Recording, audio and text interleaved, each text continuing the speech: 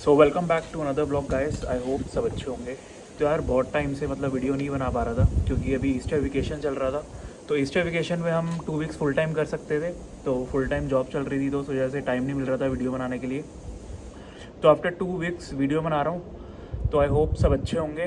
तो यार आज का टॉपिक ये है कि जो भी न्यू स्टूडेंट्स यूके आने वाले हैं, तो स्टार्टिंग में आपको नहीं पता होता कि कैसे चीज़ें क्या करना है क्या नहीं करना। तो कुछ आप ऐसी मिस्टेक्स ना करो जिससे आपको कोई प्रॉब्लम हो या आपको कोई हैवी फ़ाइन पे करना पड़े। तो उससे रिलेटेड आज का टॉपिक है। तो जैसा कि आप सब जानते हैं कि स्टूडेंट 20 घंटे से ज़्यादा काम नहीं कर सकता यूके में पर वीक। तो ये इस चीज़ को कितना सीरियसली लेना चाहिए नहीं लेना चाहिए, तो इस बारे में बात करता हूँ। तो आपको रियल लाइफ इंसिडेंट से समझाता हूँ कि 20 घंटे से अगर आप ज़्यादा काम करते हैं राइट, तो आपके साथ क्या क्या हो सकता है। वर्स्ट केस सिनेरियो में लेके चलता हूँ। तो अभी एक मेरा फ्रेंड था, तो वो सेंट्रल लंदन में वो डिलीवरी करता था, वो भी किसी और की आईडी पे। ठीक है, तो 20 घंटे तो ऐना ही होता है। एंड पहली बात तो देखो, वो किसी और की आईडी पे कर रहा था और दूसरी बात वो कैश में कर रहा था। तो दोनों बहुत इलीगल काम है राइट। एंड वो पकड़ा गया एंड उसको सीधा डिपोर्ट कर दिया गया इंडिया। पुलिस ने उसको पकड़ा राइट, डॉक्यूमेंट्स मांगे। पहली बात वो स्टूडेंट है तो वो डिलीवरी कर नहीं सकता, एंड क्योंकि ऊबर ईट से डिलीवरी का अकाउंट नहीं बना सकता स्टूडेंट। आई वाज सेइंग कि वो दूसरे के अकाउंट पे डिलीवरी करता था एंड उसको पुलिस वालों ने पकड़ा, उसको डिपोर्ट कर दिया।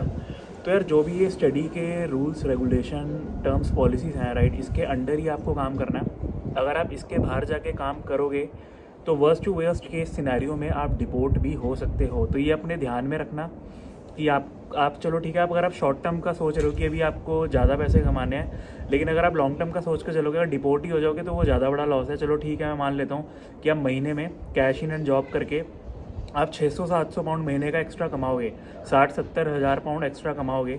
लेकिन उसके बाद स्टडी के बाद अगर आपको वर्क परमिट ही नहीं मिलेगा, PSW post study work visa नहीं मिलेगा, तो वो आपका ज़्यादा बड़ा लॉस है कि आप 2 साल फुल टाइम वर्क नहीं कर पाओगे। चले घर से थोड़ा शोर आ रहा है, इग्नोर करना, बच्चे खेल रहे हैं, वैसे संडे का दिन है। तो मैं कह रहा था कि यार आप लॉन्ग पिक्चर लेके चलो राइट, शॉर्ट टर्म के चक्कर में मत फंसो। तो यार वो घर में कुकिंग कर रहे थे, तो उसका जो सब्जी का धुआं था वो फायर अलार्म में चला गया। तो अभी जो अगर आपको आवाज़ आई होगी पीछे टी टी की, तो फायर अलार्म की आवाज़ थी। हवा बहुत तेज़ चल रही है और मुझे लग रहा है मेरा फ़ोन गिर जाएगा, विंड बहुत ज़्यादा तेज़ है आज। तो फिर वो फायर अलार्म, वहाँ पे एक बटन होता है, मैंने वो क्लिक करा तो बंद हो गया, क्योंकि अगर ज़्यादा देर से बचेगा तो फायर ब्रिगेड अभी घर के बाहर आ जाएगी। आपने मीम्स रील्स देखी होंगी, इंडियन स्टूडेंट जब खाना बनाते हैं तो फायर ब्रिगेड अक्सर आ जाती है। तो एनीवेज, कंटेंट से ना हटते हुए टॉपिक पे आते हैं। तो वीडियो बनाने का मेन टॉपिक यही है कि आपको इलीगल वर्क नहीं करना right. Student can work up to 20 hours a week. तो आपको 20 घंटे ही काम करना है वीक के, उससे ज़्यादा एक्सटेंड नहीं करना। ठीक है, आई एग्री कि सबको बहुत कुछ देखना होता है, फैमिली सपोर्ट करनी होती है, फीस निकालनी होती है, और कुछ लोग अपनी फैमिली के साथ, वाइफ और बच्चों के साथ आए हुए हैं, तो पैसा इंपॉर्टेंट है। सो एक इम्पॉर्टेंट पॉइंट मैं ऐड करना चाहूँगा कि आप नेशनल इंश्योरेंस नंबर, जो NIN जिसको बोलते हैं, उसके बिना आप जॉब यहाँ पे नहीं कर सकते। सपोज आप स्टूडेंट ऑफ यूके आ गए, तो आपको पार्ट टाइम जॉब करने के लिए भी नेशनल इंश्योरेंस नंबर चाहिए, NIN। तो पहले आप अपना बैंक अकाउंट खुलवाएं राइट, BRP कलेक्ट करें, उसके बाद आप नेशनल इंश्योरेंस नंबर के लिए अप्लाई करें, उसके बाद ही आप पार्ट टाइम जॉब कर सकते हैं। सपोज आप यूके आ गए और आपके पास नेशनल इंश्योरेंस नंबर नहीं है और आप कहीं भी कैश इन एंड जॉब पे लग गए, तो अगर आप पकड़े गए तो डिपोर्ट भी हो सकता है। तो ये चीज़ों का ध्यान रखना। इंपॉर्टेंट पॉइंट ऐड करना चाहूँगा राइट। अब जब आप यूके आ जाओगे तो अपनी स्टडीज़ को सीरियसली लेना, उसको हल्के में मत लेना, मजाक में मत लेना। सपोज आप मास्टर्स के लिए आ रहे हो और अगर आप कोई भी मॉड्यूल या डिसर्टेशन फेल कर जाते हो, आपको डिग्री नहीं मिलती, डिग्री की जगह डिप्लोमा मिलता है। तो ये चीज़ अपने ध्यान में रखना कि डिप्लोमा पे आप PSW के लिए अप्लाई नहीं कर सकते, पोस्ट स्टडी वर्क वीज़ा के लिए अप्लाई नहीं कर सकते डिप्लोमा पे स्पॉन्सरशिप आपको मिल सकती है, लेकिन स्पॉन्सरशिप का जो अभी करंट सिनेरियो है, स्पॉन्सरशिप मिलना is not so easy. Sponsorship मिलना काफ़ी टफ है अभी के टाइम पे। तो इस चीज़ का ध्यान रखना, पढ़ाई को सीरियसली लेना राइट, एंड जो भी मॉड्यूल्स, असेसमेंट, डिसर्टेशन होगी उसको ढंग से करना। क्लियर यार, आजकल काफ़ी ईमेल्स आ रही है मुझे। मैंने भी पीछे रिसेंटली एक वीडियो बनाई थी FLR पे, फर्दर लीव टू रिमेन। अब क्या हुआ है, कुछ स्टूडेंट अपनी डिसर्टेशन में फेल हो गए हैं, अब वो PSW के लिए अप्लाई नहीं कर सकते। अब उन्होंने जो डिसर्टेशन का रीसबमिशन है उसके लिए अटैम्प्ट करा है। अब सीन क्या, जो उनका वीज़ा है वो पहले एक्सपायर हो रहा है, और जो रीसबमिशन की डेट है, जो रीसबमिशन डिसर्टेशन के रिजल्ट की डेट है, वो वीज़ा एक्सपायर होने के बाद आ रही है। तो ये स्टूडेंट काफ़ी फेस कर रहे हैं, तो इस चीज़ का ध्यान रखना। क्योंकि अगर मैं बात करूँ FLR के प्रोसेस की, फर्दर लीव टू रिमेन के प्रोसेस की, तो वो इतना ईजी नहीं है, वो बहुत कॉम्प्लिकेशंस है उसमें। उसके लिए आपको सॉलिसिटर हायर करना पड़ेगा, पैसे देने पड़ेंगे राइट, उसकी पूरी टर्म्स एंड पॉलिसीज़ देखनी पड़ेगी।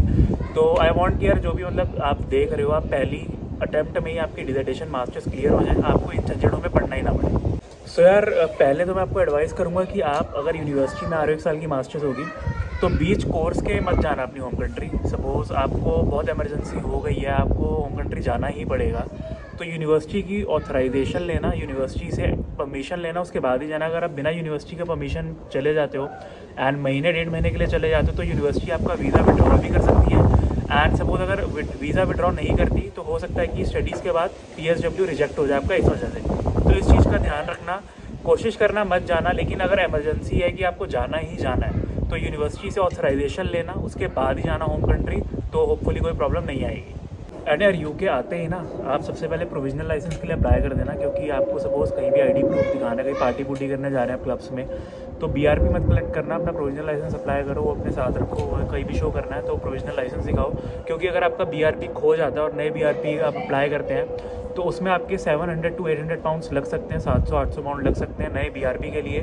तो इस चीज़ का ध्यान रखना, BRP अपना लॉकर में रखो या अटैची में रखो, BRP को मत कलेक्ट करो, उसकी जगह प्रोविजनल लाइसेंस को कलेक्ट करो कहीं भी। तो यार एक रियल इंसिडेंट मैं आपके साथ शेयर करता हूँ। अगर आप गगन को जानते हो, मैंने एक प्रीवियस वीडियो भी बनाई थी, India to England, Gagandeep Singh मेरा फ्रेंड है, तो उसका 2 बार फाइन लग चुका है। अब उसने क्या करा, उन्हें स्टूडेंट डिस्काउंट के बेस पे उन्होंने बस पास बनवाया वेस्ट मिडलैंड का।